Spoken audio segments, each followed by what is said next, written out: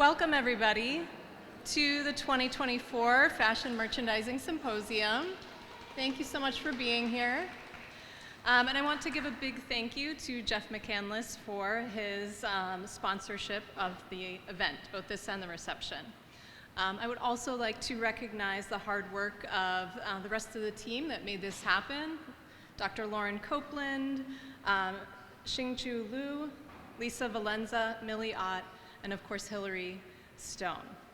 So today we will be hearing from three phenomenal leaders in the fashion industry, Kendall Becker, Angela Chandanisi, and Muriel Lenore. We're thrilled to have them here to share their insights on the future of fashion merchandising.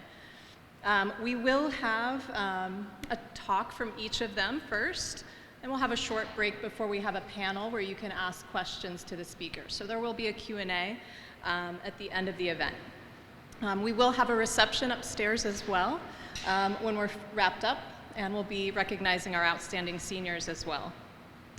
So without further ado, I'm going to introduce our first speaker, Muriel Lenore. She's currently the boutique director for Christian Dior at Saks, where she has opened new pop-up shops, a men's boutique, and a shoe salon, as well as worked with the Women at Dior program. With Dior, Muriel also won the President's Award, managed a global takeover of Saks, generating $18 million in 6 weeks, and been selected as one of 3 from Dior North America to be part of LVMH's Think Retail program. Previously, she worked at Bergdorf Goodman, overseeing Chanel ready-to-wear, women's footwear, and Chanel fine jewelry. She has also worked with Coach and Christian Louboutin. Please join me in welcoming Muriel Lenore.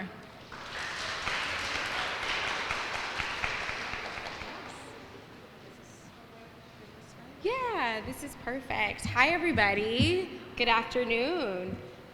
First and foremost, thank you so much for having me. When I was asked to come speak, I was like, you guys want to hear from me?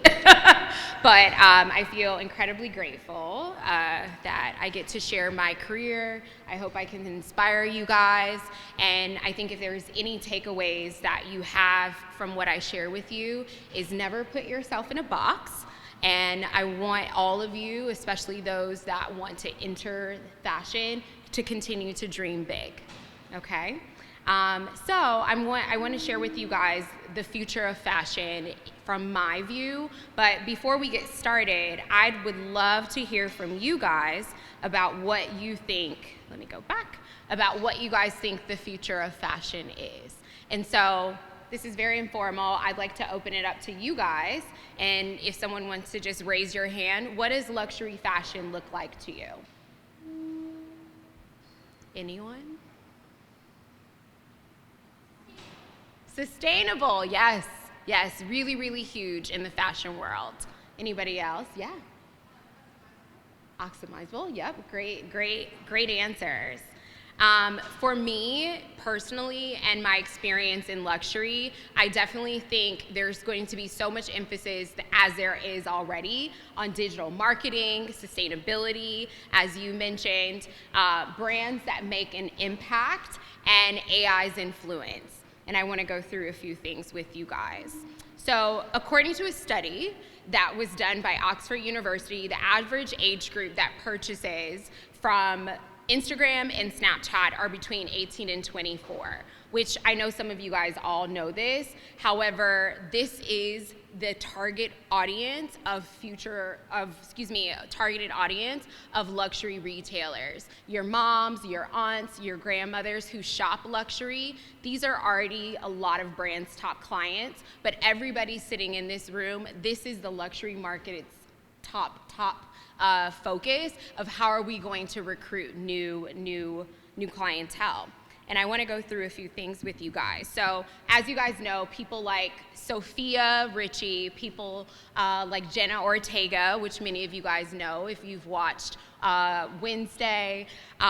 These are a lot of brands focus with making sure that we are putting the right products on influencers and how they can actually influence you guys. I think for me personally, brands have a goal, and that goal is to sell out and create desirability. I will tell you, even in my own experience, I know that Dior, had a necklace called the Claire de Lune necklace, and you can look it up after, but a TikToker wore the Claire de Lune necklace, and in that same day, we had 10 people come in and ask for that item. And this is the influence that brands know that you and your generation, and how you guys impact digital marketing. I think another thing that I want to share with you guys is more than ever, luxury is beyond, as you guys know, the brick and mortar. It is, how do we make luxury accessible for everybody? And most of you, when you guys shop, and you guys can raise your hand, when you're purchasing something, how many of you guys are usually sitting at home, on your couch, in your bedroom, and not in a brick and mortar store? I'll tell you, I know my credit card by heart, and I'm always shopping from my bed. I think another thing is, with digital marketing, especially with things like Instagram, we know that this gives you guys the opportunity to experiment with fashion. I'm looking in this room, and everybody in here has incredible style, which I've complimented some of you guys already on. But I think this Instagram specifically and TikTok allows you to step outside your comfort zone because you've seen someone do it first. I think now more than ever, you also are able to identify with a community through social media, and brands absolutely know this. Another thing I want to share with you guys is accessibility. And I know I talked about shopping from your own home and not having to go into a store, but this is where now, again, more than ever, you guys have accessibility to showrooms. If you guys didn't see the Dior show that was shown in New York City last Monday, I encourage all of you to view it. It was a really, really cool show, and Dior hadn't done a fashion show in New York City in 13 years. And we took over the city, we took over all of these moments, but when you logged onto Dior.com that day, you were able to see the show, again, from your bedroom and from your home. And this is something that brands know is super, super important, especially to the younger generation. I think also, too, another important key is now we are, as a brand, we're inviting you as the young consumer into our showrooms. You can see what is being bought before it even hits a department store. One thing that we did that was really cool for our fall collection is we bought a collection, and clients were able to come to our boutiques the next day to purchase it. And it just walked the run. I see somebody nodding. He's like, yep, I saw it.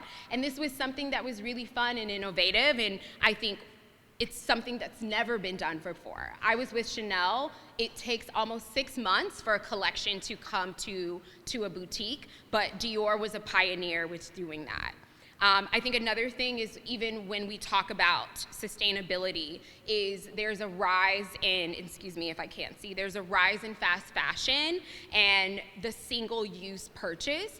I know I love a Shein moment, I do. I love a Zara, I love mixing it with my high and low brands, but brands are becoming even more conscious, even more ethical, because they know that it's something that is super, super important to you guys as consumers. I think Chanel was one of the first brands in 2018, I believe, that they banned all exotic skins, and many other brands began to follow suit. One other department store, where I come from is Saks and Neiman Marcus. In 2023, Saks and Neiman Marcus they decided that we were no longer going to sell fur. And this was something that was incredibly important, and truly it was, again, a global decision, because they know that sustainability for our future generation, that this is something that's super, super important. And for me, even through my own personal experience, I choose, and I've had a very extensive career, but I choose to work for brands that do care, one, about our environment, and also do stand for something. And I'm gonna keep going. I'm gonna skip that. I think one of the brands where I started my career out very, very early on was The Gap. And I don't know if if you guys here in this room still shop at the Gap, but it's where I got my footing in retail. And the Gap used to have, and I'm not sure if they still do, but they used to have a program called Red that was really, really important to me.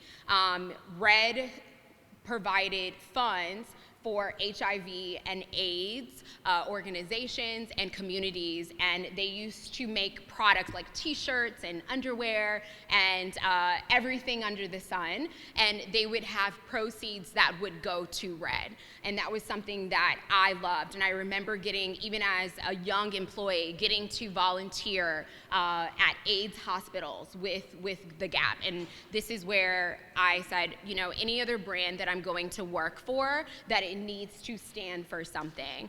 Another company that I worked for, Christian Louboutin, they come out with a handbag every single year, and I don't know if you guys know this, but they come out with a handbag every year where they partner with women in a different country.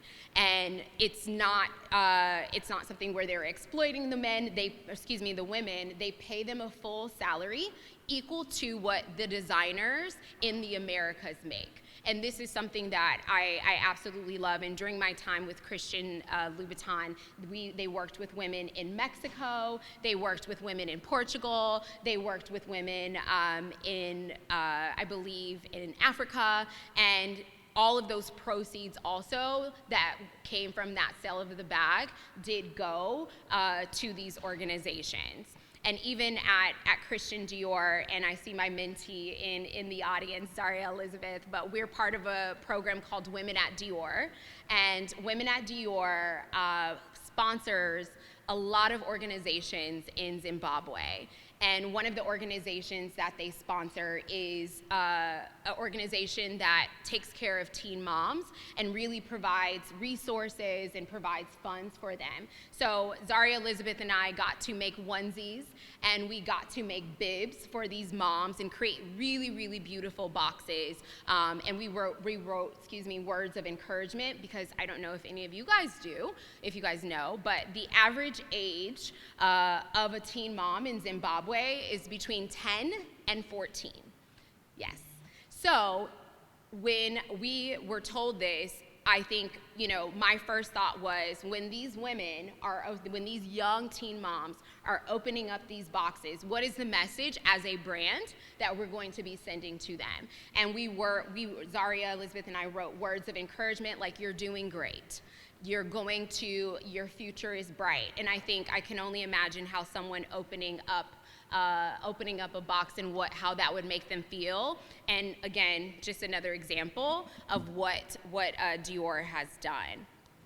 And I'm gonna keep going. I think another thing I do want to add is, you know, Dior was also, when we talk about brands that make an impact, and I know all of you guys remember George Floyd, and the situation that happened in 2020, and I think there was a lot of chatter on the internet. I know many of you remember the black squares on Instagram, but I think this was also the rise of brands realizing, okay, so I have a voice, and I have the opportunity to create, to make an impact on those viewing my brand. And this is where you saw the rise of diversity and inclusion positions. And if there were lots of brands, and I'll say Dior was even one of them, where we did not have a diversity and inclusion position. And we were one of the pioneers. I know Chanel followed suit, and many other brands did that. But even specifically for your generation, I think seeing diversity, whether it's in publication, whether it's the type of clothing we sell, because we know the impact that you guys make. It is very quick for someone to get canceled, as you guys all know, when someone wears the wrong thing. I think we are in an environment right now where there's a lot going on. There's a lot happening in the Middle East, there's a lot happening in Eastern Europe, and I think right now more than ever, brands need to stand for something, and this is something that they have identified that you guys truly, truly care for. Another thing that I do want to talk about even is AI's influence on fashion. And this is something where I have to be fully honest. My feelings about AI, I'm like, I don't want anyone to clone myself. I will tell you that. But I think I've come to terms that it's a really good thing. And I'll explain why. If you walk into a Dior store today, unless it's a runway piece, what you purchase today gets replenished to our boutique the next day.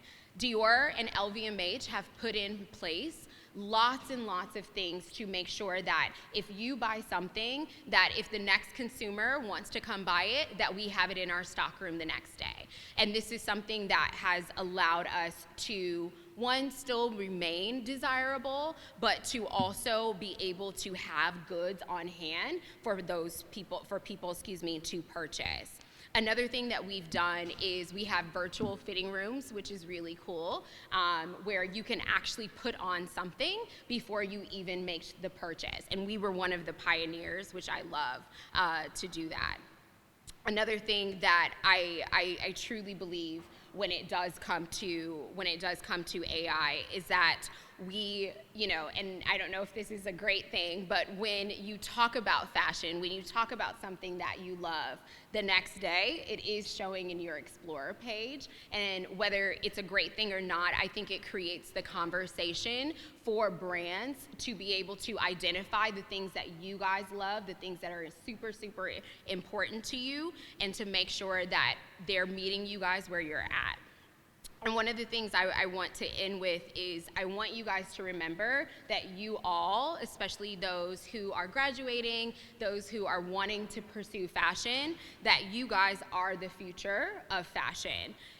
You guys will continue to define luxury. You guys will continue to define non-luxury fashion for those that did it before you. And one of the biggest things that I know is you guys are going to all do it bigger, and you guys are going to do it better. And this is something that I continue to tell those that work for me. And do not let others put you in a box. Thank you.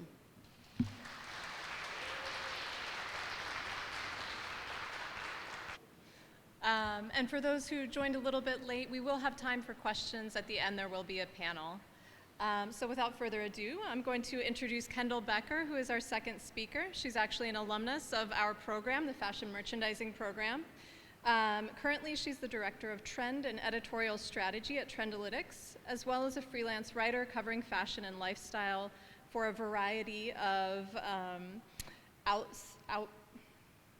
I can't think of the word right now. This is what happens sometimes when you go off script. For publications such as Refinery 29, Fashionista, and more. Prior, she was the Assistant Fashion Director for Women's Ready-to-Wear at Bloomingdale's, and she is also the host of the Curated podcast. So please welcome Kendall Becker.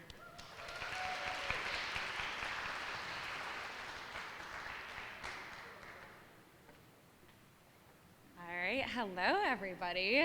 I haven't been back here since I graduated, so this is really exciting to be back now on the other side. And excited to talk to you about the future of fashion from my perspective. So I thank you for the lovely introduction. I'll give you just a quick rundown on my background.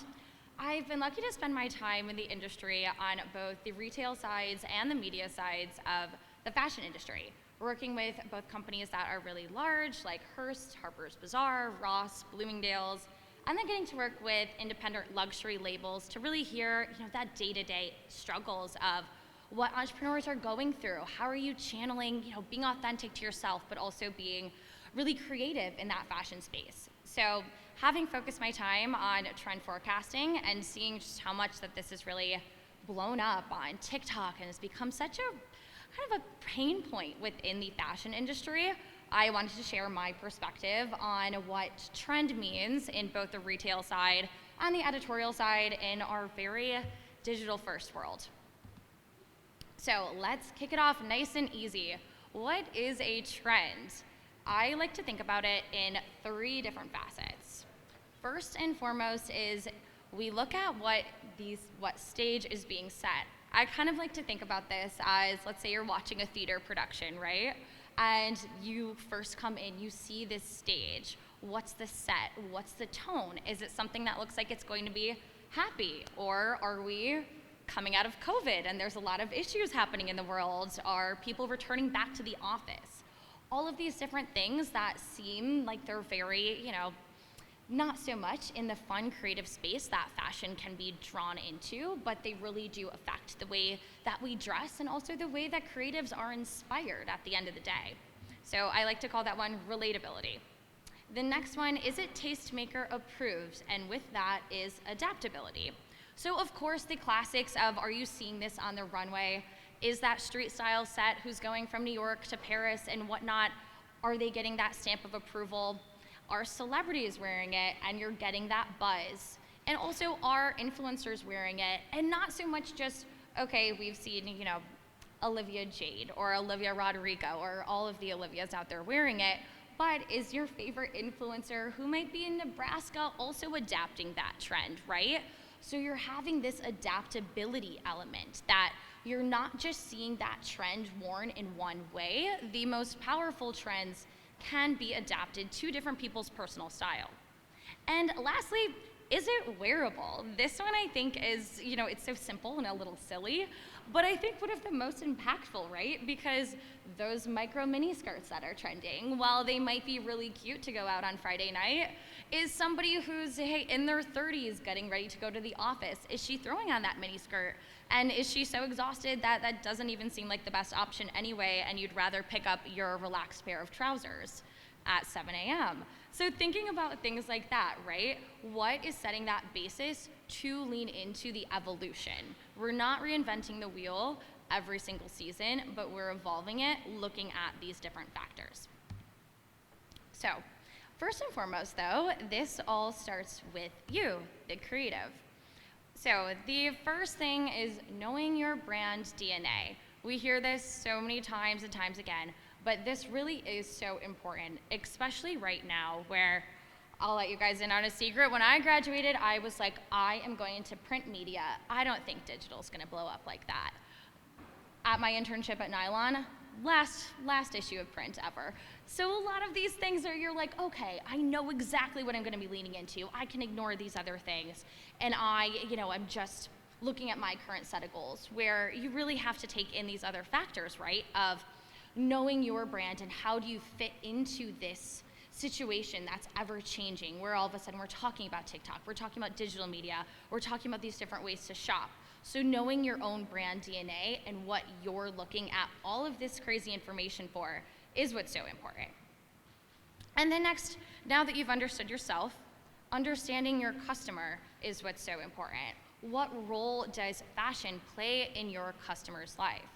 This has been really interesting for me. I have worked both at retailers like Ross, who are a little bit more mass, and then also retailers like Bloomingdale's, where it's very, very luxury driven, but also still has a bit of that mass angle to it. So for example, I like to think of some of these runway trends. We've been seeing a lot of leopard coming back. So if I was working with a client where I know this is really luxury or she's really trend driven, I might suggest, okay, let's do a leopard wool coat. But if I'm thinking about my customer and she likes fashion, but she's not super confident with it, but she wants to have a little fun with her outfit, I might suggest, okay, let's go after a leopard ballet flat so she can have that pop and she can feel like she's part of that conversation without it being so overwhelming to her. So understanding your customer and the role that your company is playing within that is incredibly important. And then what I think is the most crucial thing right now is nixing this scarcity mindset. So in my current role, a big thing that I do is I meet with our clients who are very big national retailers, both in fashion and beauty, and help discuss with them. It's an open conversation. They can talk about issues that they're having within their assortment. They can pitch different ideas. They can also ask me questions about what's happening on TikTok. And I will say a lot of these things, I'm sitting there spending 30 minutes talking about what the mob wife aesthetic is, and do they actually need to chase into it? How important is that going to be? Another story with that too, you guys can think back to Barbiecore 2 years ago. I was in a fashion office at that time. We were shopping for holiday season. At that time, Barbiecore and bows were just really starting to pick up. So within the fashion office, how that works is I'll go with my buyers, or they'll go out on their own and go to these different market appointments, deciding what trends do we want to go after, how are your vendors showing up with these trends. We all come back, we have a meeting called a style out, and everyone presents these trends that they're going after. All of a sudden, we sit there for holiday season. There's no red dresses, no green. Everybody had come back with hot pink and bows. So that was one of those things that we loved, that you guys were going out there and trying out these trends, but balancing it is so important. You don't have to overdo it. You can sprinkle it in and really make sure that it aligns with you and your goals. So the action plan with this, of course, is staying in the know. I know that there are so many different tools out there, like Trendalytics, for example, but staying in the know with the classics is just as important. Monitoring runway, I used to do all of this manually, going through hundreds and hundreds of photos, knowing I could have told you what the floor tile looked like at a show at some point in time. Knowing runway is incredibly important, and now we have great tools to help you with that, which is awesome. Competitive shopping, another thing that is so important, knowing what your competitor is doing and also getting inspired too, especially if your customer might be further along on that trend curve. Following different publications, understanding how different voices are talking about it, and of course, keeping up with those cultural events. So making sure that the things that you are putting out into the world are actually aligned with what's happening. Getting into using your tools. So Trendalytics is a great example of this. We track Google search, e-commerce data, as well as social media data. And I think really honing in on this term of a tool is what's so important. This shouldn't be taking away from your creativity, but these are things that can help you navigate, whether you are a designer or you're someone who's writing copy for a really great social media campaign. How these tools and this data can help you. So Google search is a great example. Earned media value is another one that is a really big and buzzy conversation amongst designers, especially thinking at Fashion Week when they're putting on these activations. They want to get that earned media value. So if people are talking about it on social, and then if it's showing up in the press. Looking at statistics on both collections and runways. So let's say if hot pink was way down here, and now all of a sudden 80% of designers are playing into that. That's something you're going to want to know, as well as e-commerce data. And then lastly, going in again to just honing in on this whole idea of really knowing your brand DNA and your customer. You need to tailor your findings. So if you show up to a meeting, you have all this amazing data, we love that, great, but it's really easy to get paralysis with all of this information out there. So taking that time to really understand your point of view, your customer's point of view, to tailor it, because less is always more in those situations. As I'm sure you guys know, we'll dive into the next frontier of how this is all showing up. So tech-aided creativity. As I mentioned, I think the biggest key here is remembering that this is a tool. Technology should not be taking away from your creativity, but there are certain ways that you can utilize this, whether you are in marketing or you're in design or you want to make your writing that much better. There are certain ways to have it play into your creative process that don't take away from your unique point of view. Another big thing that we're seeing is commerce-driven content. So this is including affiliate links in what is happening on, if you're reading Cosmo.com, that is how a lot of publishers are making money, is with affiliate-driven content. Shopping via video is a very, very big conversation in the media space. Of course, this has really hit Asia so much sooner than it has in the US. But within the US, we're finding those ways to how does this work for our customer and our audience.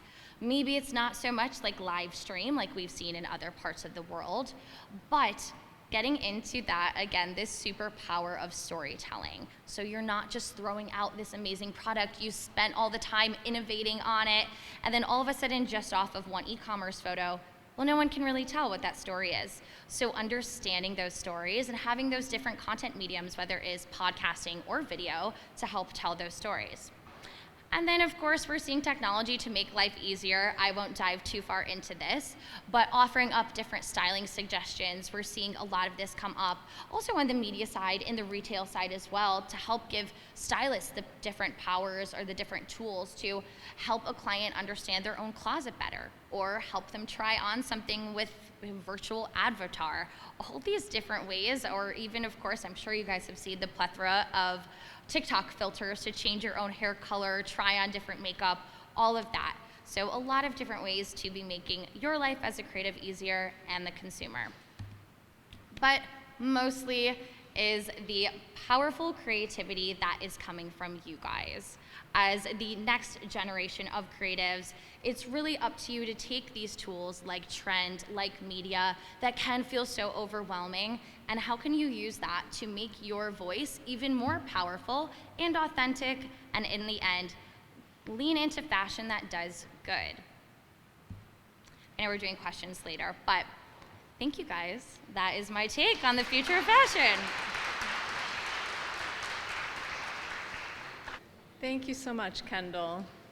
Oop, sorry, I think that just started itself. So our final speaker is Angela Chandanisi, who has worked for over 25 years in design, marketing, product development, and supply chain management roles. That includes being the first Asian American female CEO of global textile company Chargeur PCC in France. She's currently the founder and president of Angela Chan & Company, where she shapes growth and development strategies for global manufacturers and brands. She's established multiple fashion companies, serving celebrities such as Uma Thurman and Gina Davis through her unique creative vision. Angela is also a Forbes Women's contributor, conducting insightful interviews and authored pieces featuring the impactful stories of successful women in the retail sector. Angela has received a number of awards in this space, and she's also committed to giving back to the community in various ways. Please join me in welcoming Angela Chandanisi.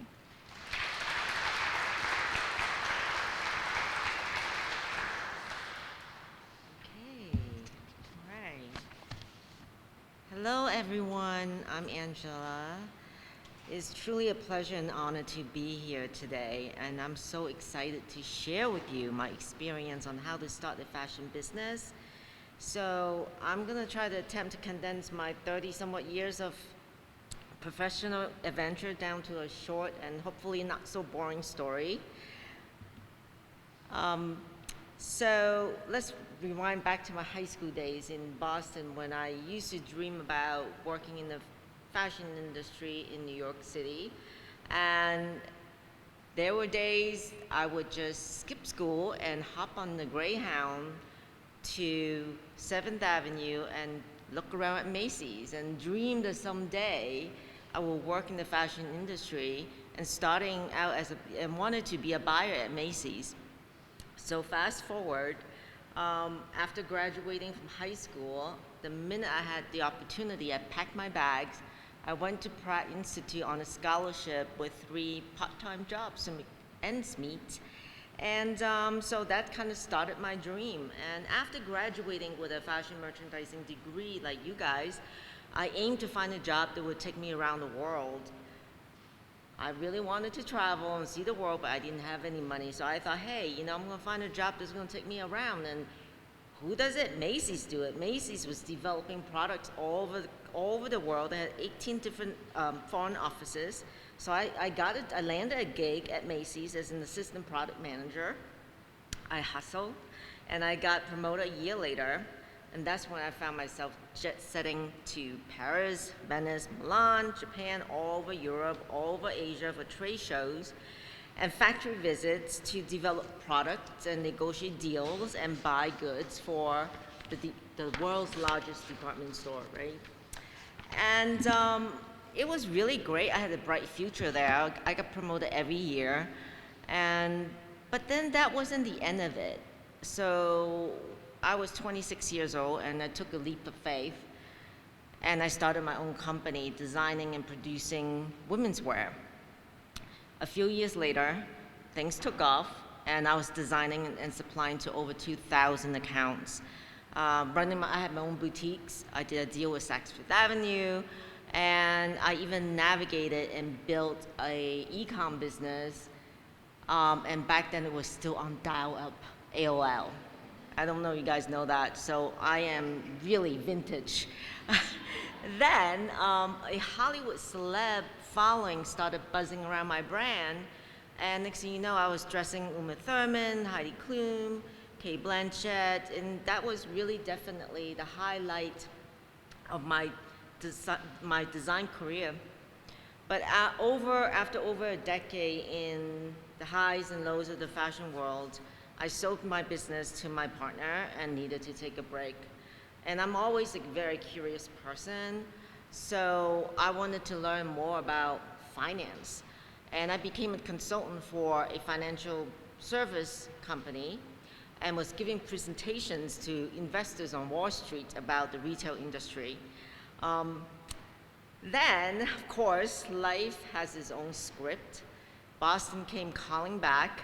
Next thing I knew, I was moving to Boston, back to Boston, and I became the chief sourcing officer for DXL, which is a men's big and tall retail chain based out of Boston. And I ran all of their product development, global sourcing, production, compliance, tech design, all the back end of the retail operation.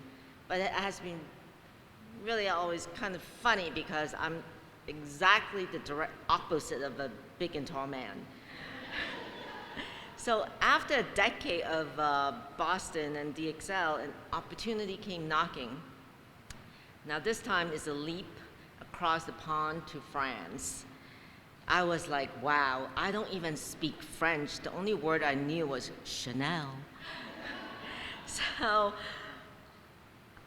of course I was excited. And I became the first Asian American woman CEO of Chercheurs. Chercheurs is a 150-year-old French company based in Paris with manufacturing facilities all over the world. And we have 40 offices. So really talk about shaking things up, right? So it was a whirlwind of acquisitions and mergers and integrations and rebranding and shaking up their leadership team and adding diversity, adding more women to the leadership team, right? And I was traveling out of this country 300 days a year. So I was almost not living in the US. And then COVID happened. And then that's when I decided that I need some stability in my life, and I came back to New York. And then, of course, there's another twist. I was actually, as we were just coming out of COVID, I was hanging out in France, and I met Antoine Arnault and his wife, Supernova, and they offered me a position as a CEO in London. I would have to move to London. I thought, wow, this is, a lifetime opportunity. And then I went back to New York, and then I decided to not take the job. And I thought, okay, I'm either really stupid or there's something in my heart that I just thought I couldn't take this. So I turned down the position, and then the following week, I walked into a coffee shop and I met the love of my life. And we've been married last year. So, but today, I'm thoroughly enjoying my consulting work. And when I look back at all different ups and downs, and perhaps I gave away my CEO position, but hey, I gained a loving husband, so it's not a bad trade, right? So I'm doing consulting work and with all different kinds of fashion companies in the industry. I'm writing for Forbes. I am mentoring startups. I'm on the board of a nonprofit helping underprivileged kids. So life has its twists and turns, but it led to where I am today. So anyway, that's my story. And but please let me take you through the slides on how to start a fashion business. So exciting. Oops. This is just a collage of my companies that I've worked with. And here's a fun fact. See Domino's Pizza? I used to own 2 of those while I was designing dresses and producing them. So I like to multitask a lot. Okay, diving into any business adventure, you gotta have the inside scoop of your market and figure out where your unique niche is gonna be. So basically, being the problem solver that everybody needs, right? It could be a niche that is underserved. You have to find a sweet spot that you can solve problem that others haven't done yet. Maybe it's a new way of being more size inclusive, offering better fits, using sustainable materials, or offering your customers more convenience and better service. Niche market can also be tricky. When it's too niche, it's difficult to scale. So I was an advisor for a company that created these super luxe doctor lab coats, and they retail for $800 and above. And just think a super high quality Montclair meets Tom Brown doctor's coats. But here's a kicker, 99.9% of the medical world vibes performance and not glam, right? So imagine this beautiful coat is gonna end up with, blood stains and dirt all over it. So not a crowd pleaser, right? So sometimes even if the market is screaming for huge potential, the product has to sync with the real deal. So next on the checklist, you gotta narrow down your sales game plan. Are you going direct to consumers, or are you going traditional wholesale channels, or mixing it up? So it's like choosing between volume sales at Walmart or scaling it up, your quality with Neiman Marcus. And so you gotta figure out your audience, your price points. Of course, the product quality is your key. So I have a perfect example here, a very successful niche market example. I had the pleasure to interview Catherine Hometh, the founder of ShareTex. So ShareTex is truly a game changer. They make pantyhose that won't rip. So normal disposable pantyhose, you may get 2 to 3 wears out of it, but her pantyhose will last like something like 40, 50 wears.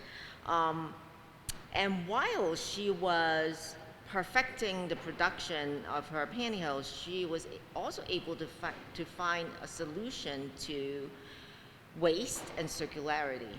And she was able to recycle the yarns and the materials that she was making her pantyhose with. So she ended up building this massive factory in Montreal, and she was able to bring her production in-house. So she is spinning her own yarn, she's doing her own production, and she's bringing down her cost by 30%. Therefore, she's making this product a lot more accessible and be able to distribute them in Costco and Target. She really is something, and she is totally changing the narrative in terms of sustainability for both manufacturers and retailers. So next up is creating a business plan. So business plan is really your roadmap for all of your brilliant ideas. While it may initially seem daunting to transfer those ideas onto paper, the process reveals really the true viability of will your concept work. And having a well thought out plan is essential for success. The roadmap should explain the overview of your business, your market analysis, your product line, your marketing and operational plan. Especially, you're gonna be an entrepreneur, you're probably starting by yourself, you'll be working 24/7. What is your day-to-day gonna be looking like? And lastly, a financial plan, which is very often underestimated, but how are you gonna fund this? What will be your revenue? Where are you gonna get the money from? How long will it take for you to become profitable? Okay, so it is okay to feel overwhelmed, and you're not going to have all these expertise. But here's a tip: set up an advisory board, align with people who have the expertise that you don't, such as finance, marketing, IT, operations. Surround yourself with mentors. They will be your go-to for insights and advice. Now, you might not know the legal stuff, but it is very important for you to know your financials. Even though you're not going to become an overnight finance expert, but you should be able to read your P&L, your balance sheet, and most important of all, when you go out to ask for funding, you should be able to answer the questions and defend your financial positions. So once you have a killer marketing plan, it's time for you to build your brand identity. So crafting a cohesive brand message can be challenging. You know, I suggest that you should start to focus on your target demographics, age groups, income brackets. What truly matters to your audience? Is it price? Is it quality? Sustainability? Diversity? Is it prestige? It's like the roof of your house, and everything will follow. And what you stand for, what your company stands for. An iconic logo is more than just a visual. It is a symbol that rings through with your audience, while the brand message should connect with your audience emotionally, and they should align, and it should be seamless. So your marketing campaign should also resonate and be memorable. So reflecting on my own journey when I was running the textile company, interlining is just really boring, right? It's black, it's white, it goes inside your clothes, you don't see it, it's invisible, nobody cares. So I had to rebrand the entire company, and to inject excitement into such mundane textile was truly a challenge. So to tackle this, we ventured into creating a whole new product line to inject performance, such as moisture wicking, stretch, antimicrobial, and then I actually wrote this marketing campaign, so I hope you like it.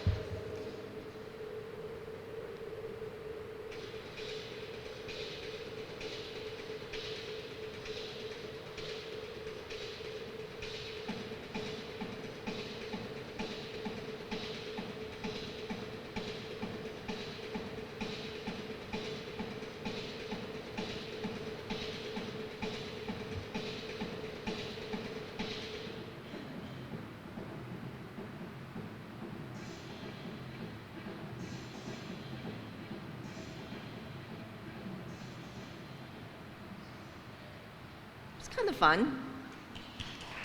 Oh, thank you.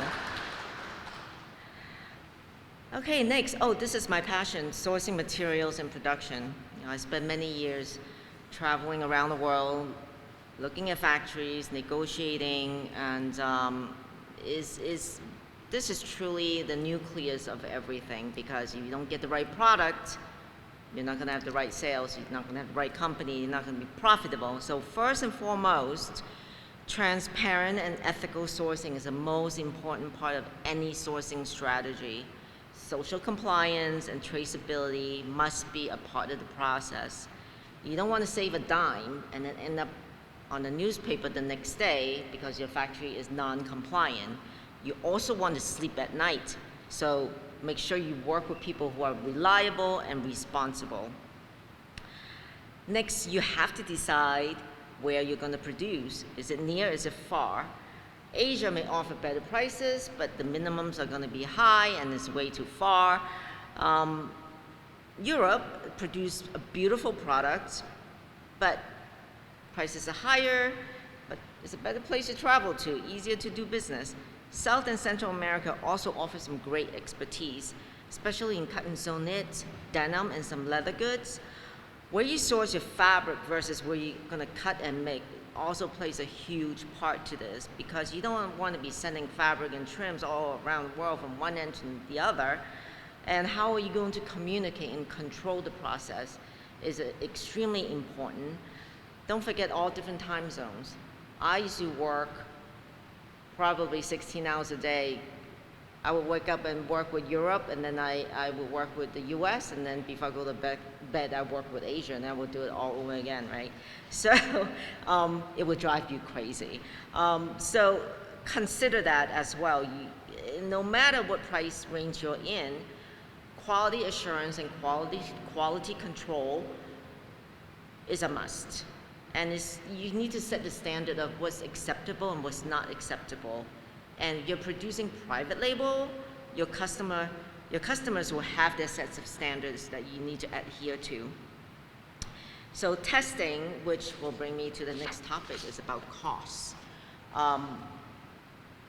You have to test the fabric, you have to test the garment, you have to test all the trims, you have to make sure that everything goes according to what your standards are. So each part of that is a cost. And costing of a garment is so important. First, you need to know your fabric cost. You need to know your yield per fabric, because that's the consumption cost. Your trims, your packaging, your sewing, your cutting, transportation, cutting, shipping, import charges. If you don't know your cost, you cannot negotiate with your suppliers, and you will be leaving money on the table.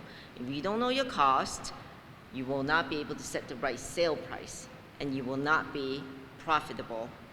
So, for example, fabrics and trims usually represents anywhere from 60 to 70% of a garment. So choose a fabric that maybe you can use across a collection of different styles, but using the same fabric. And also, can this fabric be used season over season? You don't want to overstock inventory, especially in the wrong sizes or color. Okay, here's an example of a cost sheet. I'm sure you guys have seen this. I know you have a costing lesson here or something, right? Okay. So it is a breakdown of a cost sheet. I know this is in Excel, but it works, does the trick. So you have to really understand the margin and everything else. But here's a cool story I'm going to tell you. Left on Friday. This brand was started by two former executives from Lululemon. They learned the ins and outs of activewear while they were working with Lululemon, and then they started Left on Friday, which is an activewear brand. They went to Italy and sourced like this super high quality fabric, which was a double-sided fabric, so they can use either color, either side. And they then brought it back to San Francisco, and they produced it in San Francisco. So of course, the sewing costs, cutting and sewing costs cost more, but then they were able to monitor their quality and the delivery and the inventory, and they can react much closer to the sales trend. So they are very, very successful now. I think they've been around for, I'm gonna say like 5 years maybe, and here they are, they just unveiled their designs for the Canadian volleyball team for the Paris Olympics this summer. So launching your business. So now you have a line, you're ready to launch. Creating a buzz is important, right? And I'm sure you're better than me in navigating through the social media and the TikTok stuff. But you should still remember to write up press releases, send it to all the publishers and editors, including me at Forbes. Maybe do a pop-up or a fashion show and get the word out there. So in this picture, actually, we launched a line of sustainable textiles in Shanghai, and we had all the local design students come up with the designs, and using recycled materials and sustainable fabrics. And then we celebrated with a big fashion show in Shanghai. It was super cool. Then next, Durf Avenue. I'm sure you guys know who's Matilda Durf. Okay, so she is the iconic social media sensation with her hair. She's known for her glamorous hair with over 3 million followers on social media. She launched her clothing line about 4 years ago with her boyfriend. And her business has grown to over $30 million. And naturally, about like a month ago, she launched a line of hair products. And she did this really fun pop-up hair salon slash store in Soho. And she had her stylist, or her hairstylist came in and gave her followers blowouts. See, here I am right there. I got a Matilda. It was a lot of fun. She's great. Okay, so last 3 points. Follow your passion and money will follow. Don't be afraid to fail. Work hard and have fun. And the future of fashion is you. Thank you.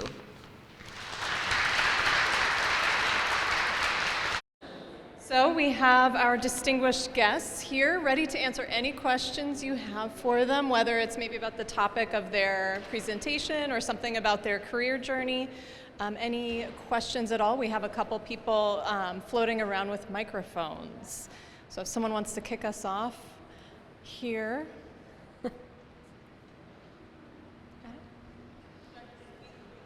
Here comes Dr. Liu. Yep.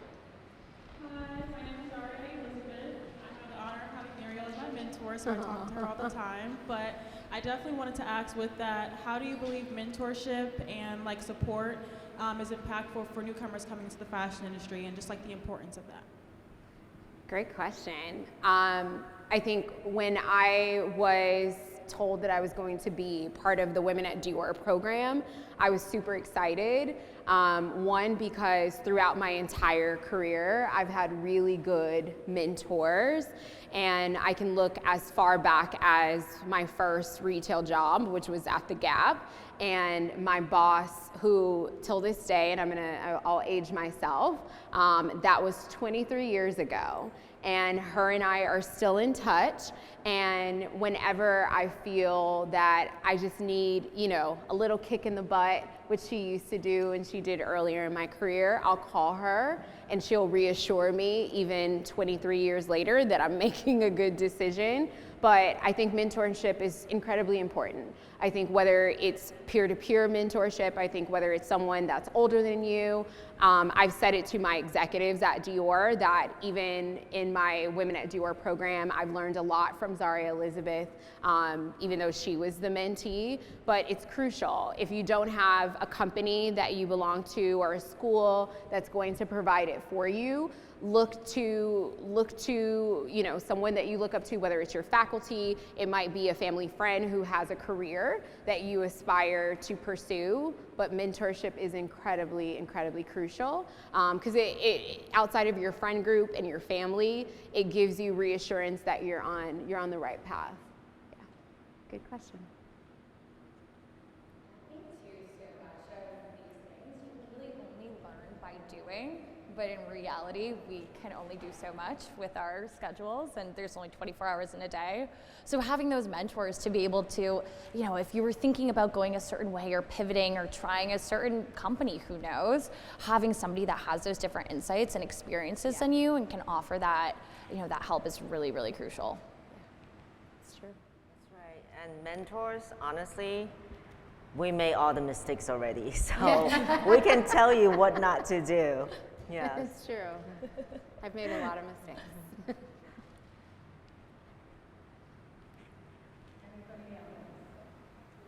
Hello, I'm Deontay Bernard, merchandising major. With the sort of dark cloud looming over TikTok, how are fashion brands going to pivot towards, I guess, different social media accounts or different marketing in general? What was that last part? Sorry. How are fashion brands just going to pivot away from TikTok to different social media accounts, basically? I mean, in all honesty, social media, I don't think it's going away. I think one thing that brands have learned is that they need to embrace, but they need to do it obviously responsibly.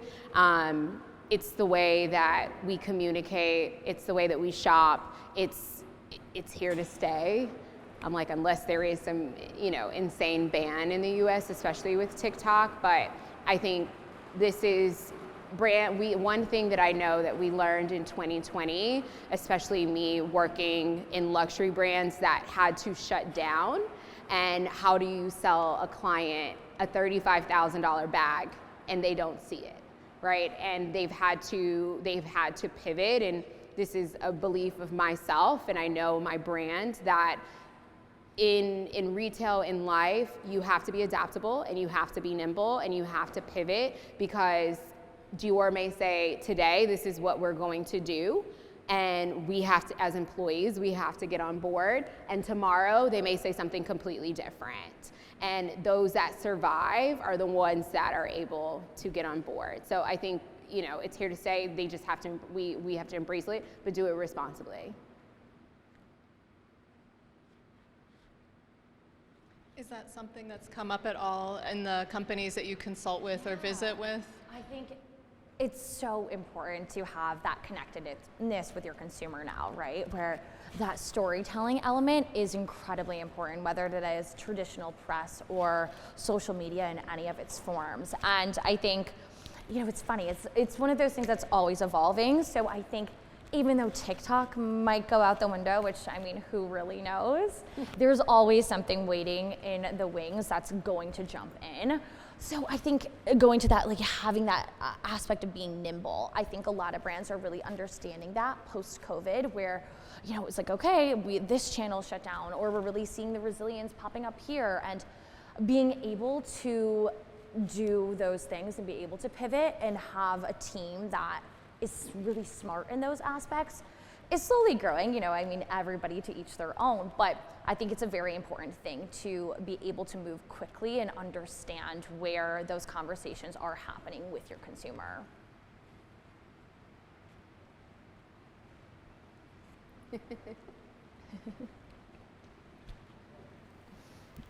Thank you, Lauren. Question that relates to social media and to the facility that we have now to reach out to consumers wherever we are in the world.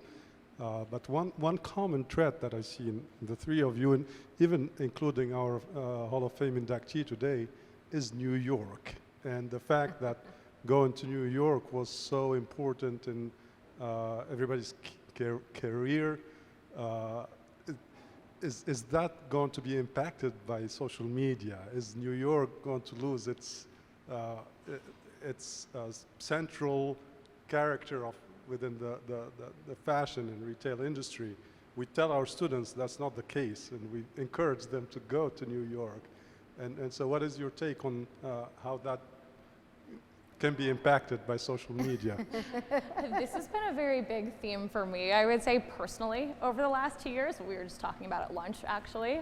And I do think that New York is that's where the decisions are being made. And that's where you can really learn and find that community. And I know I wouldn't have had the career that I've had thus far without being in New York. That I really do urge, anybody considering it, even just to go for it. And if you're there for 2 years, that's okay. If you're a lifer, that's great too. But I do think being there is so pivotal.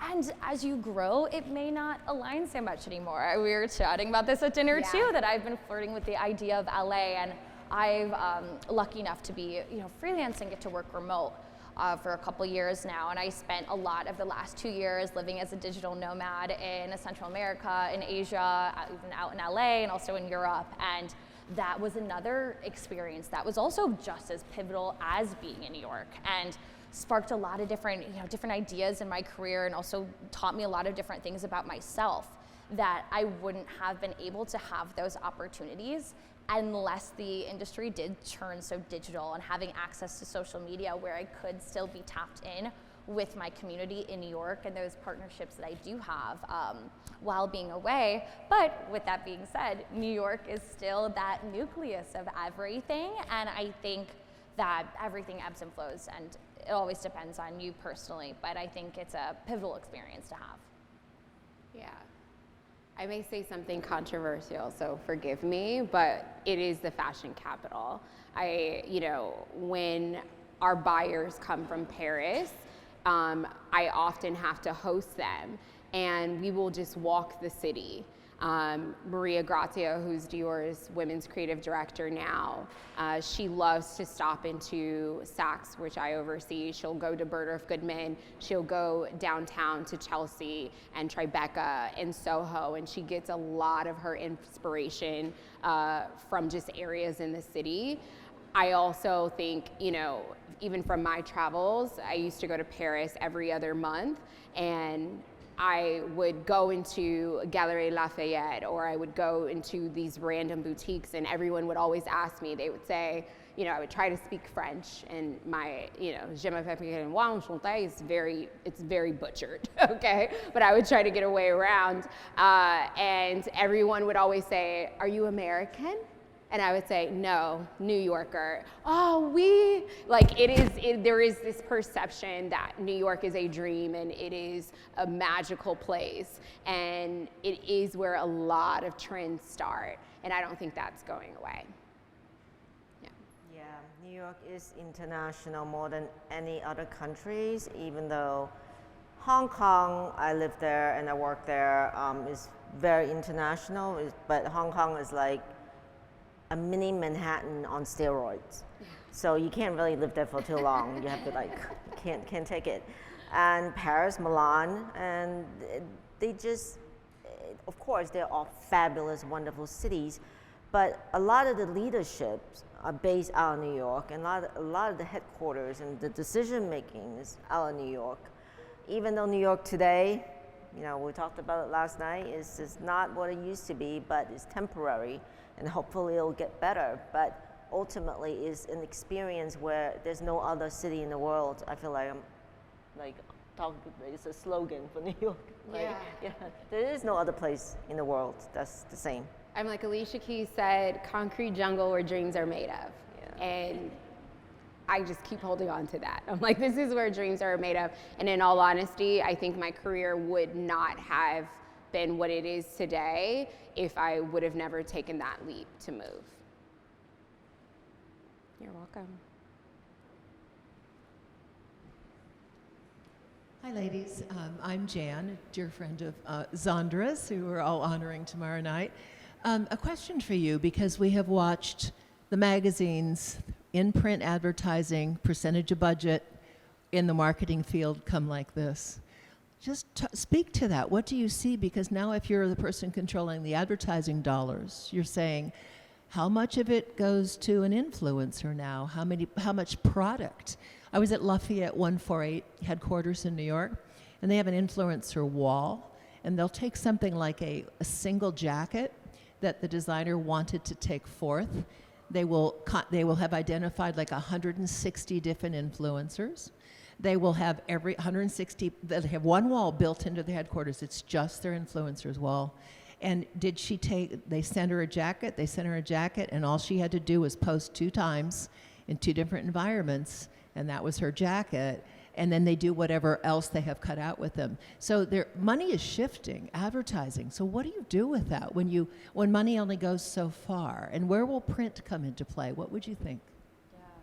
I think watching that shift has been so interesting, where I've been in the industry for 8 years now, and every single year has been incredibly different. Like I mentioned in my talk, I was dead set on being a print editor, and I thought that there would be absolutely no other way in the world. And here I am now doing trend forecasting at a data-driven forecasting firm. Absolutely crazy. It's been very fascinating to see those numbers start to shift, where there used to be so much that earned media value came from print, and now really seeing as, you know, you got those numbers with digital publications and a lot being poured into this affiliate content. That is what I would say within the publishing world, the hot topic of the moment, hiring a lot of people that are like part-time writers just to write shopping stories. And the dollars are absolutely baddest priority right now. And they're really, you know, they're seeing that conversions. The pros and cons with that is that as a small brand, it's very tough. So as a freelance writer, for example, I go to write for, let's say, a Hearst publication. Hearst will give me a style guide on what you need to include. So this could be a percentage of how many, you know, brands need to come from Amazon or Nordstrom or things of that nature. So it really limits where maybe this is an emerging trend that a lot of smaller designers are the ones that are driving, and they're not on Amazon, but I need to include all these things from Amazon to make my publication money. So you get this idea of ethics starting to come into play and how you balance that.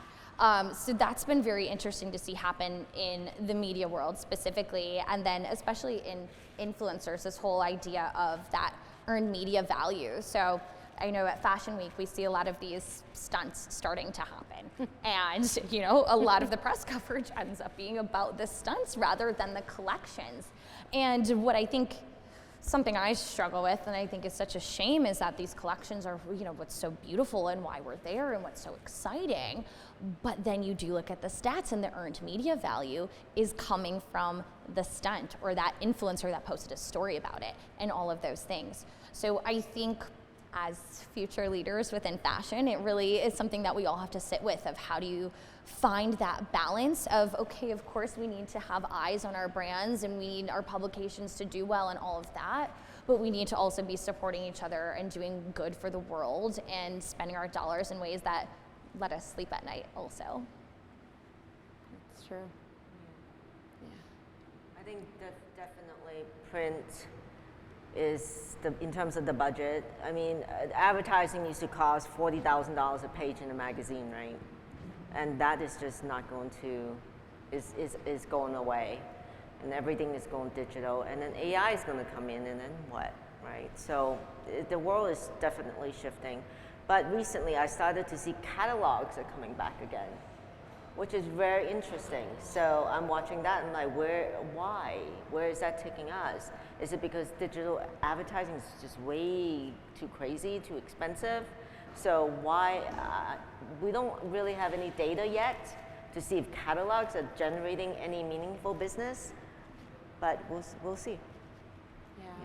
I know at Dior, we actually do still print a magazine for every single collection, and it's something that our executives want to make sure they're getting something a hard copy into the consumer's hands, because yes, they can go on social media and see any and everything about the brand, but I love when I get feedback from a top client where, oh my God, I got the latest version of our Dior mag, and then that makes her spend, and you see this ROI even better. And so I don't think this is the end of publication, but I know I can speak for us, our budget has gotten significantly smaller, However, it has allowed us to create even more meaningful moments where we can have an impact on the client experience. So it's shifted a little bit in what that looks like.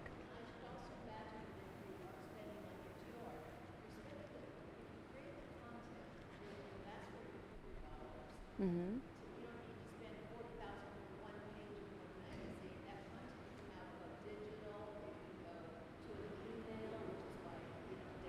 Yeah. Right. Yeah. Hi, guys. Thank you for sharing your insights with us today. My name is Anne. I'm faculty from our New York campus. Thank you, by the way, for the great shout-outs about New York. My question is, if you guys could think for a moment, pretend you're on the other side of the audience again, and you're sitting here and you're a student, maybe at Kent, but if you could go back in time, what's one little piece of advice you would give yourself if you were preparing to enter the job market, or, you know, leaving school and that transition into the world? Good question. I feel like mine would be to start networking earlier and continue to do things that stood out. I definitely did those during my time at Kent. I started a blog when I was in high school, back in the OG WordPress days, so I started to do that. I'm sure Anna's heard me tell this story 10 million times, but I got my first round of interviews in my first job that I was the editor-in-chief of a magazine, which is our fashion magazine here at Kent. I took hard copies, handwritten notes, a printed resume, and I sent one to every editor in New York City. So it showed up in their mailbox, and my first interviews were at Vogue, Bazaar, and Elle, and it really stood out from, you know, the other sea of applicants. So I think it doesn't necessarily have to be print in that way, but it just could be something different to showcase your work. And when you do reach out, be reaching out professionally too. I think that's a very key thing that I'm noticing now, where it's amazing that we have a lot of access to reach other professionals, and you should absolutely be taking full advantage of it, whether you're in the New York studio or you're hanging out in Kent. To be taking full advantage, just be very tactful when you do it and think, strategically on it. So you see a whole mix of things out there. That's true. I think for me, I would tell my younger self, have guts, take the risk. And I've found myself at the age of 38 that I take more risk at this age. And I have a very one life, almost a YOLO type of personality at this age. But I wish that 23 and 22-year-old Muriel, I can tell her, take the risk, because I've seen not only myself, but I've seen my friends that have been in retail with me reinvent themselves time and time again. And they're all incredibly successful because they took that leap. And they had the faith that, if this doesn't work out, I can reinvent myself again. And I wish I could tell my younger self that. I would say you are good enough just the way you are, and go for it. And you don't have to be perfect. You are good enough. And I would also say that enjoy the moment. Just resonate with, just remember everything, and whatever that you do, be memorable. And if anything that's bad, just remember this too shall pass, and the next great thing will come along.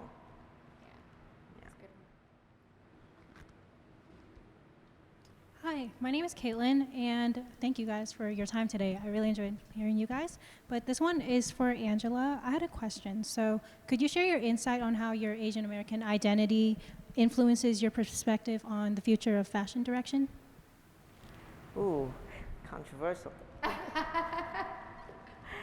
How Asian American identity will influence the future of fashion?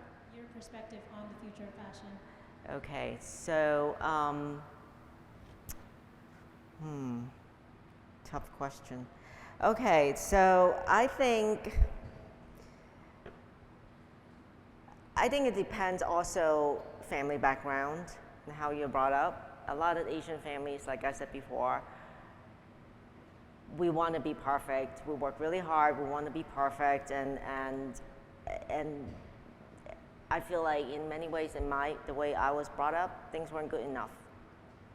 So I think, and in terms of the Asian American female out there, and there's a lot of, okay, I'm just gonna be honest, unintentional bias as well, that we're seen as a quiet, hardworking stereotype. And I think that we need to raise the awareness that, well, we're not that quiet. Some of us are hardworking, some of us are not, but we need to break those barriers, and we need to help the other Asian American women as well, to raise them up. That's one of the reasons why I write for Forbes, because I created a platform where I want to let some of these entrepreneurs and women in business to have a voice through me, and they can tell their story. But I think, the imposter syndrome comes in and all that, and at the end, I think just remember you are good enough the way you are, and just go for it, and believe in yourself, and love what you do.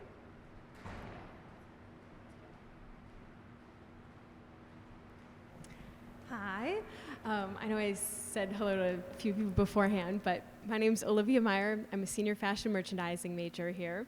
And I kind of have a multi-part question, I guess, so I'm going to try and see how I can formulate it best. But a topic of conversation that came up in each of your talks and also this Q&A has been AI and technology and all of these things. And I feel like everywhere we go now, it's like we can't get away from it. And obviously it's here. So I'm curious to know which one of the technologies, or is there a certain company that's leading the way with technology that you see? Like I know Dior has been dabbling with the Aura blockchain consortium, and even like how that impacts vintage fashion and circularity, authenticating that. Or just anything with AI and supply chain, et cetera, or just any specific technology that you would recommend us looking into.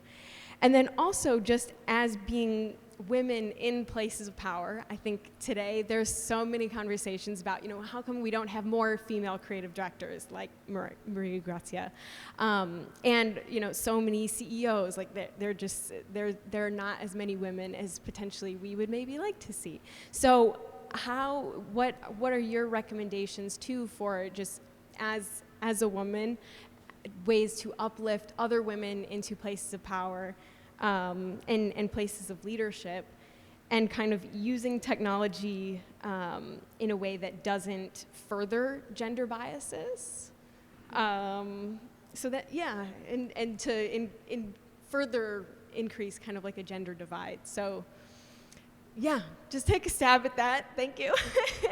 No, those are great questions. Yeah, I guess my feeling, and I got the pleasure of being able to ask the global CEO of LVMH, his name is Anish, and I asked him a very similar question about AI and how it was going to influence us as luxury brands, because one of the things, if you don't know this already, a lot of top French maisons are very scared of AI.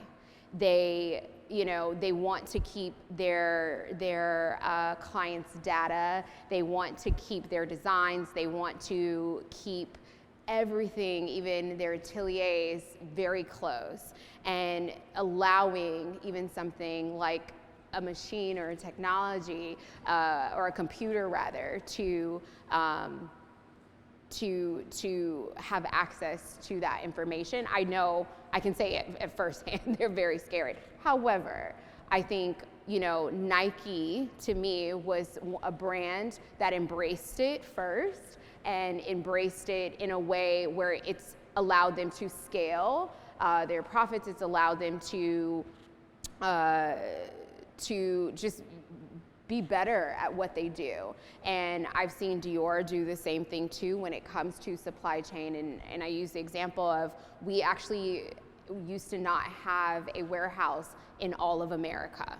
So if there was something that we sold out of, we would have to wait almost 2 weeks for that unit to come from Paris. And if you think about that timing, that's a little too long. Yes, we want to create desirability. Yes, every brand wants to sell out, but the consumer their patience is very thin.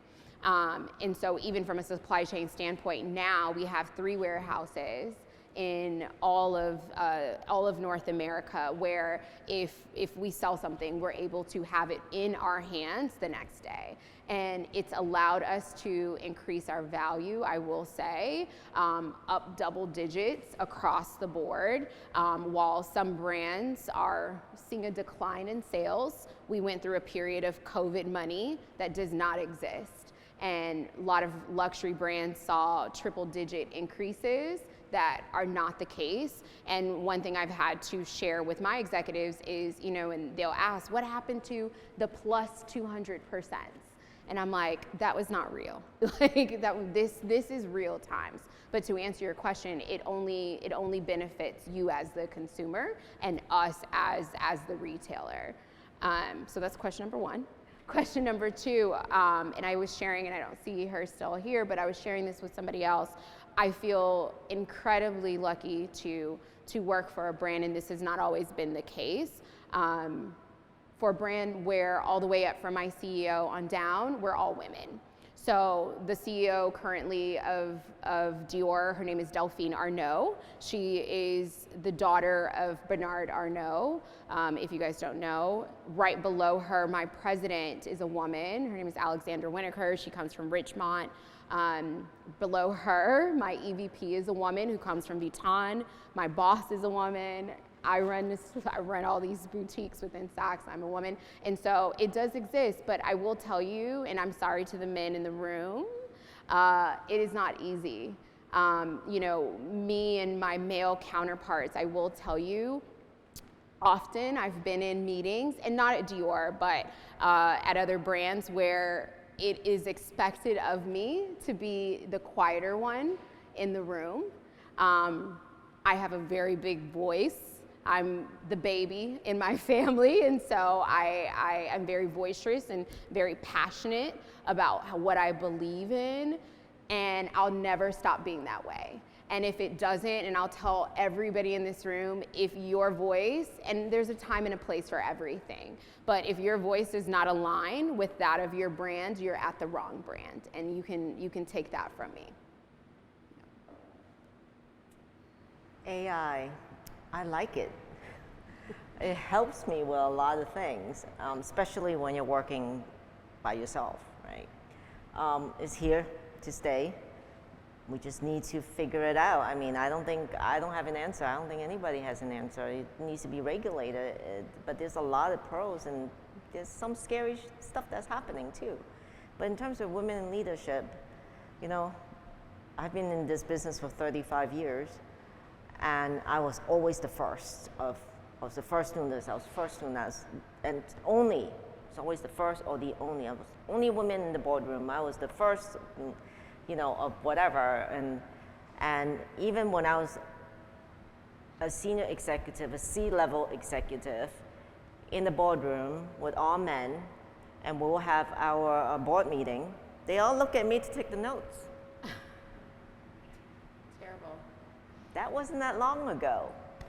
So, I'm sorry, but you know, it does happen, it still happens, but there are a lot more awareness now, and there are a lot more communities, and you guys out there are future women leaders, and you need to continue that and pass that torch. Continue to raise awareness, continue to help other women and raise them up. To add, to finish it off here with the tech and the AI of it all, I think, you know, it's been very interesting because I do think that there's that fear with a lot of creatives too that I, you know, talk to, whether they're in music or design or whatnot, that AI is going to take over and, you know, and leave people jobless and like take away the really just amazing creativity that we all do have. So I think, you know, that's really up to a lot of us too, of like how we can find that balance there to like not let that happen, but to really, like I said in the talk, really to think about it as a tool and how can it empower your process. I lightly touched on, but for example, on the forecasting front, and then also if you were a stylist or worked in market, a big thing you do during runway was you would have to go through each and every image, tag what was in it. So you'd be like blue, mini skirt, pumps, this and that. And it would take me probably a month to do, and it was crazy. Now there's Tag Walk who does that for you, and you can see how that shifts. So I'm very thrilled in that aspect to have a month of my life back, which is wonderful, especially as you know, someone who works solo often. So that's really, really amazing in those aspects. So I think picking and choosing what, you know, what works for you, how it empowers you, and then also, you know, again, what makes you sleep at night is awesome. With working and, you know, being a leader as a woman in the industry, I think the biggest thing that I'm very cognizant of is leading with strength and also with kindness, because I think a lot, you know, the fashion industry can get a bad rep for, you know, being catty or surface level and things of that nature. And I would be lying to you if I say that I haven't seen plenty of that. And a lot of it was from women who were senior to me. And I think that's also, you know, where I've had things too where I'm like, is it me? Is it something? And I like to think of myself as a very tactful person, and I'm there to do the job and feel, ambitious in that aspect.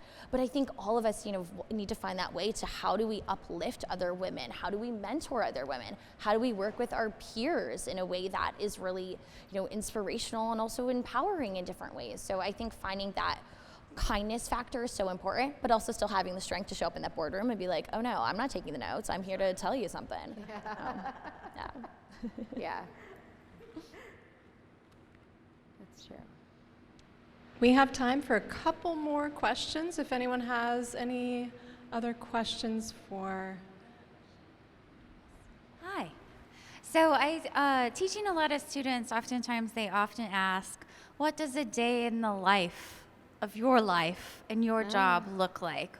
When you get up and you live your day, what does just the day-to-day look like, and how do you feel that you were prepared for that through your education or your background, etc.? Day of your life. I guess I'll start. My days are very long, I will tell you. I leave my house at 8 a.m. and I typically get home at 8 o'clock at night. Not because my commute is long, but there's a lot to do, and I am a very hands-on director. I want to get in the trenches with my team in whatever aspect that looks like.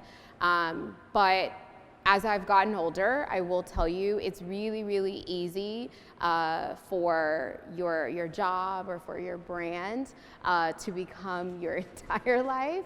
But I will tell you, please make sure you make time for yourself. And for me, 12 hours out of my day is given to my brand. However, I have made it a point, I wake up quite early and I allow myself minimum 2 hours, and that's just my time. And I find that it sets the tone for my day and whatever those 2 hours may look like. And I'll be honest with you, sometimes it's the gym, sometimes I'm sitting on the couch watching Summer House, or I'm doing just unconventional things, because right now in my life, time is the most precious thing to me. I don't have a lot of it, but when I do have time, I like to be able to take care of the things that are important to me, to do the things that are important to me. I have a staff of 40, and I don't have any kids, but I always say I have 40 children. And I'm like, Mom likes to go to the bathroom by herself without someone knocking on the door, and I always have someone knocking on the door, but make sure you take time. Taking time for myself it helps me to be a better leader. It helps me to have more of a clear mind when I'm stepping into work. So make sure you take time for yourself. Well, my previous life was way crazy. So I told you I was traveling 300 days out of the country every year, going from New York to somewhere in Europe, to Asia, and back to Europe, and come back to US. So then my time was really when I was flying. That was my personal time, and that was the only time I can shut off. But today I make it very, I'm very cognizant of having my own time as well. I actually put in the calendar that I wake up, I work out on my Peloton for 30 minutes, and then I do this, I meditate or whatever. So things have shifted, and I think since COVID, right? I think people look at now how you live is very different than at least myself than previously. So definitely have your time. You have to take care of you before you do anything else. Yeah, I will echo that same sentiment. Now in my upper 20s look incredibly different than my early 20s in my career, and that's just, of course, as it goes with career growth. But I will say I was that type of person that was constantly working when I was at Kent. I graduated in 2 weeks. I was already in New York post-graduation. Took no time, skipped study abroad so I could get right to working, and lived my life like that for majority of my career. Was, in that office, nice and early, 8 a.m. Afterward was networking, had 10 million side businesses with friends. My friends were all industry people, just lived and breathed it. And definitely looked at my career as my identity. And I would say during COVID, when everything was really crashing down, I remember my mom said to me something of like, well, you're not your career. And I was like, of course I am, of course, duh. And I really didn't let myself explore so many other parts of myself. So that has been a really big priority for me now, where I'll go find that balance of, okay, I do go work remote from Costa Rica, but I'm still working, running a Bloomingdale's fashion office from a beach, which is, again, very privileged things to be able to say. But I've found a way now where I'm very entrepreneurial, but I've found a nice balance for me. So with Trendalytics, I get to work fully remote. We have a nice small team, and I have a wonderful team that works with me too. So I work a lot in my beginning of the days. I am on my computer working. I like to have quiet time in the morning. That's something that works really important for me. That's when I feel really creative. So if I'm writing articles, I do that, anything before noon. If I'm putting a forecast together, that also happens before noon. Some days that means waking up at 6 a.m., sometimes it's 8 a.m. It just really depends what that looks like, but that is my quiet, deep thinking time. Then I personally block out my days for afternoons, then turn into meetings, calls. If I need to take a lunch, if I need to go to press appointments, that happens in the afternoons. I also now, which funny, I talk about being less of a workhorse, but it's again varying that up. So I also teach Pilates 4 days a week, and that's something that I love to do in the afternoons. I go take class and I go teach, and it still work, yes, but it's tapping into those other parts of my brain and other parts of myself that were neglected earlier on in my career, and taking that guilt away. And then after that ends, maybe I go on a date, maybe I go to a networking party, maybe I'm going to dinner with a friend who works in a completely different industry. But I think it was a really big process and something to allow yourself to get there, because it really was, you get that hustle, that grind mentality that New York gives you, that, again, no regrets. I have the career I have because I did those things, but seeing how holistic life can be and where happiness really stems from really factors into how I block out my day now. Any last question? Anyone at all? Any final words of wisdom? We've got one last question here. Yes. Hello. Yeah, so just to kind of finish it off, a lot of you kind of shared the same notion that you anticipated one career, ended up in another, or like jumped around in your professional life. So I feel like that happens more often than not, but I'm kind of wondering how that shift felt, and if it was scary, or if it felt really natural at the time. To shift? Yeah, to realize that maybe the professional life you have isn't the one that you anticipated when you left school or left a different job. I think when I first started my business after corporate, I was too young and naive to be scared. What was I doing? It was 20. And I think, in your belly, you just know. Then I was with DXL for over a decade. It was time to go, or I was going to be there forever. And I thought, no, I just need to take a leap of faith and start something new and do other things. I'm a very curious person, so I'm always looking at other things.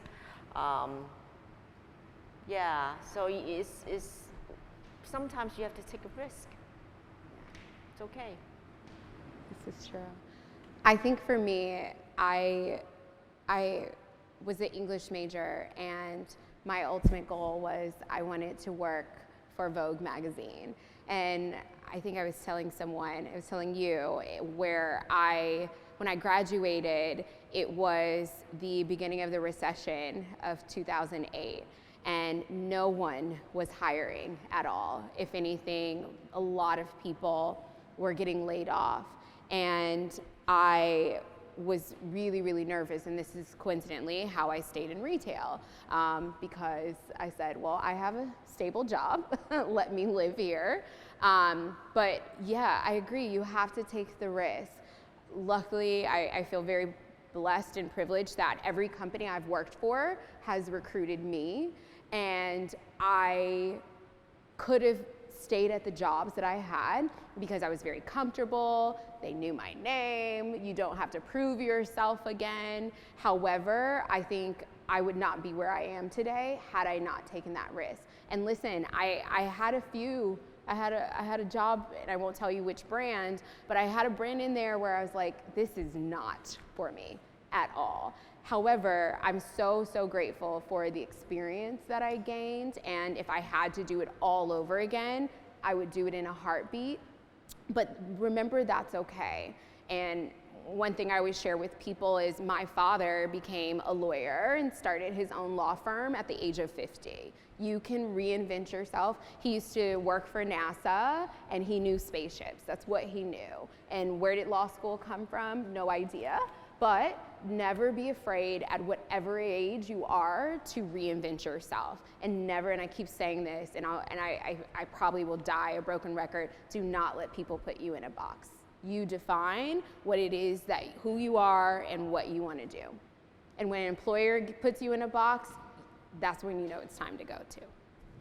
Yeah, I love that. It's so good. Yeah. There is, I mean, it's so true. It really is all the opportunity to reinvent yourself. And I think realizing that there's no one way to do things and there's not one career path or way to get to an end goal, that I think it was a big mindset shift for me too, where I had always been so driven of this is the goal that I'm going to achieve, and that, you know, that cliche of enjoying the journey is so important, and you never know, and you might get sidetracked to an even better destination that wasn't even on your list and you couldn't even have thought of. So I think it takes that happening to you to get comfortable with that sort of, you know, those instances, and being able to have, you know, that confidence to take those risks and things like that and have them be less scary. But I mean, we're all human at the end of the day, that it's never not intimidating to reinvent yourself, but I think you find the fun in that too. Wonderful. I have one question, sorry, I'm up here. Oh, hi. Questions for Angela. Okay, I know you said you were out of the country 300 days out of the year.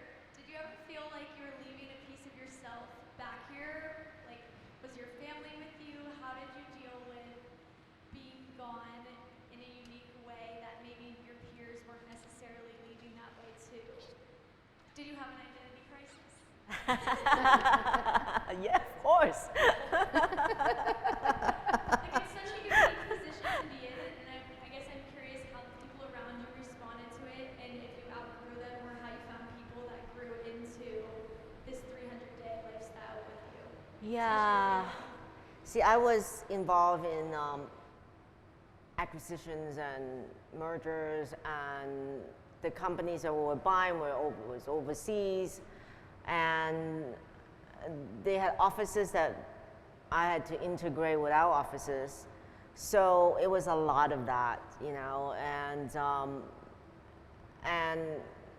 we had 40 offices that I had to restructure, right? So that's why there was a lot of hard work.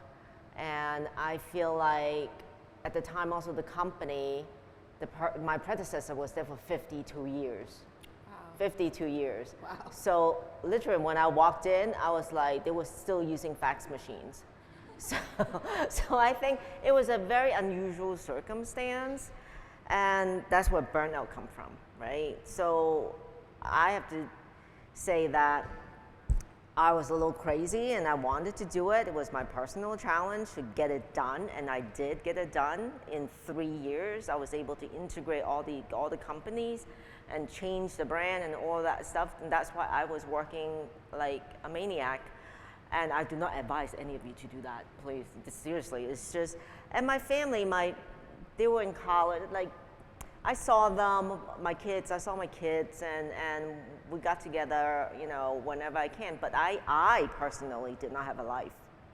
I was not dating, I was just working, and I became a mother of my employees, and you know, it's a tough life to, actually, I don't know if any of you want to be CEO of companies. Actually, it's the worst job on earth, because you report to a board, okay, and then you have all these people report up to you, And there's just a lot of things that you have to travel to all the different offices. And when there's anything that breaks down, you're there. You need to be there. It doesn't matter. You have to be there. So, but then again, there are companies who aren't as hard.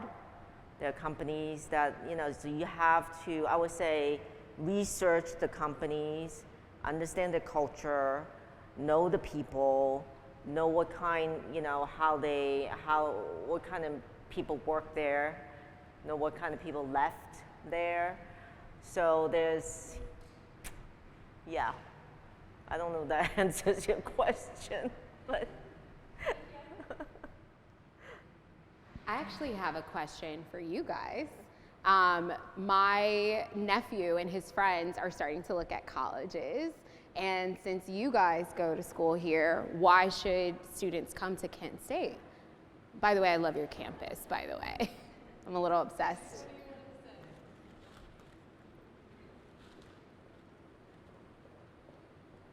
Hey, I'm Zay, fashion merchandising senior. The reason why I feel like people should come to Kent State is because of the faculty here, honestly. They will make sure that you have whatever it is that you need, including panels like this, all types of events and things that cater toward what we need as students. So the faculty, they help out Dr. Stone, Dr. LB, Dr. Burton's over there, Dr. Krifa is amazing. A lot of different faculty members that really make sure that the students are set up to succeed here at Kent State. And then on top of that, it's the best fashion program on the planet. Really cool. I have to add, I am obsessed with your faculty too. They're really cool. Hi, my name is Allison Conant, and I actually work as a College of the Arts ambassador, so I get to work with a lot of students who are looking at Kent State and comparing us to other fashion schools. And one thing, we're always compared with like SCAD and FIT. They're like, why shouldn't I go to SCAD? Like, it has all these amazing programs, all this alumni. And I tell them that I'm only a sophomore, but in these just 2 short years, Kent State has given me the chance to really explore myself as a creative. I'm a fashion design student, and I think coming into Kent State, I didn't really know my style. I didn't know what I wanted to design. But being in not like New York or a big city, I was really able to see like who I was as an individual and seeing where that creativity lies within me. And I think Kent State just offers you that perfect like college experience. You get to go to, football games, and you have like sororities and like all that kind of typical college experience, but also the academic and the professional life you need to succeed in the fashion industry. So I think it's a best of both worlds, and it really like balances each other out. Nice. And that's what I tell everyone, and they sometimes say that they're gonna come here. So yeah. Amazing. Thank you. Nope.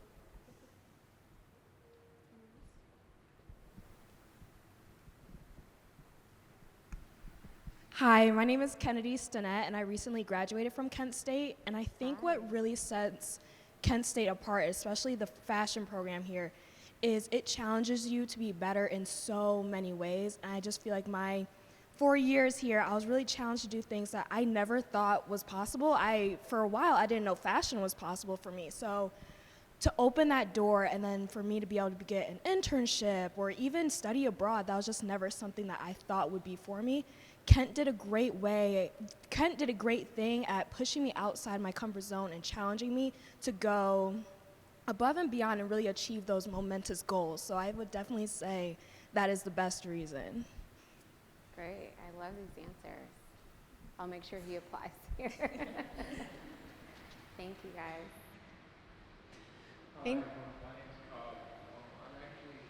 I'm a freshman fashion design student right now, but I switched to a digital media production major instead. I really have enjoyed my year in fashion, and I don't think it'll ever leave me. Kent has a really, really good support system. I think the people have been my favorite part of being here, seeing what's possible. I think it's really, really good, and the fashion program is really unique. Thank you. Hi, I'm Lily Roach. I'm a freshman fashion merchandising major. Of course, the amazing fashion merchandising program is why I'm here.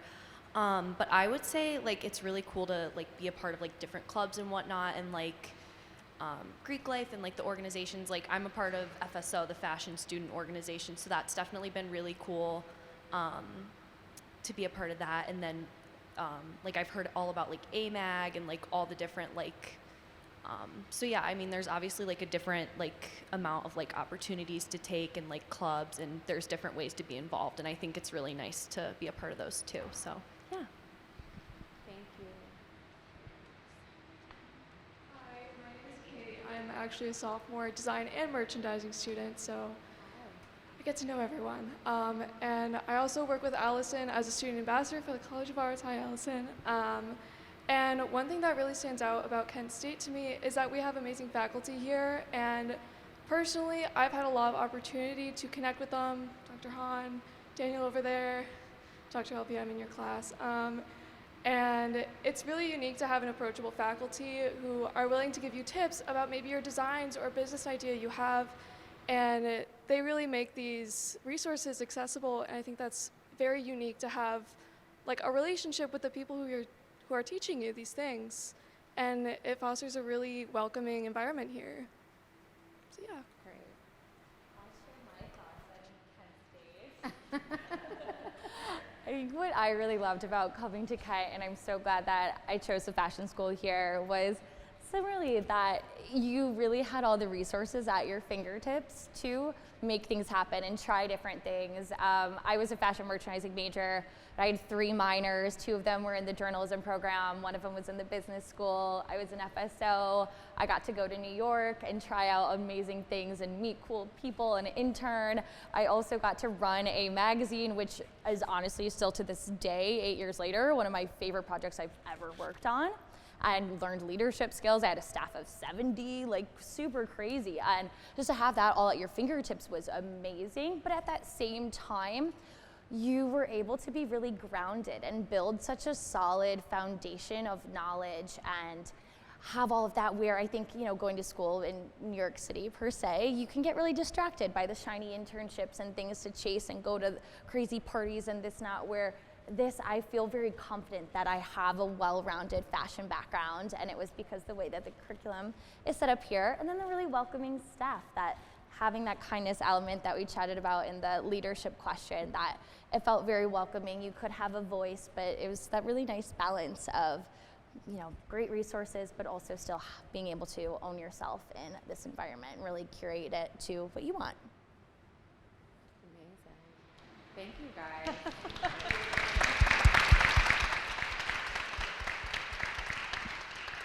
That was not planned. That was not planned. Just worked out perfectly. Thank you. Thank you so much for taking the time. If we can give them one last round of applause.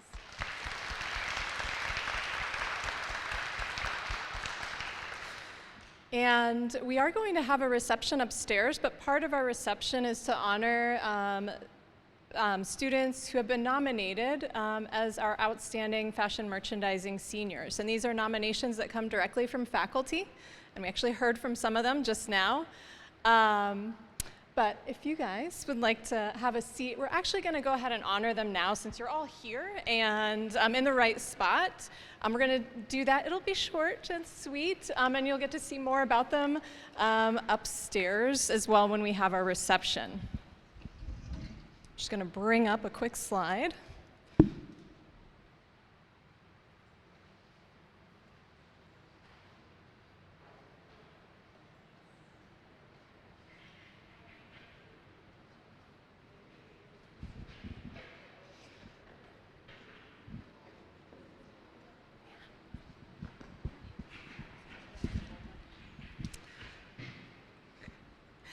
And I'm going to ask we have 6 of the 8 students here, and I'd love for all 8 of you to come on up.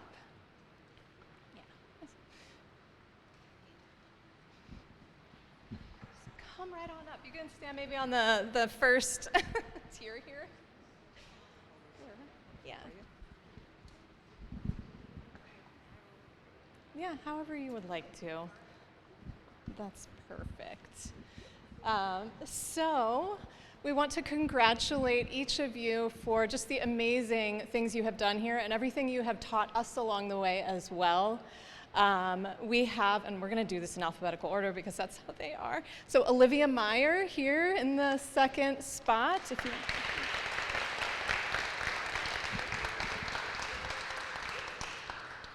Renee and Cassie could not be here tonight, so we will have Caitlin Nguyen here.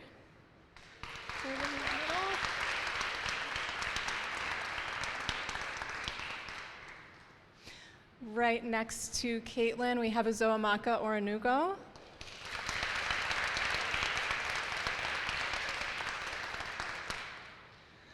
Hannah Shirey on the end.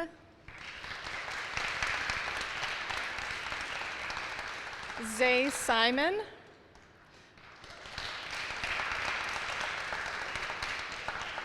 And last but not least, Kennedy Stinnett. Thank you so much for coming back.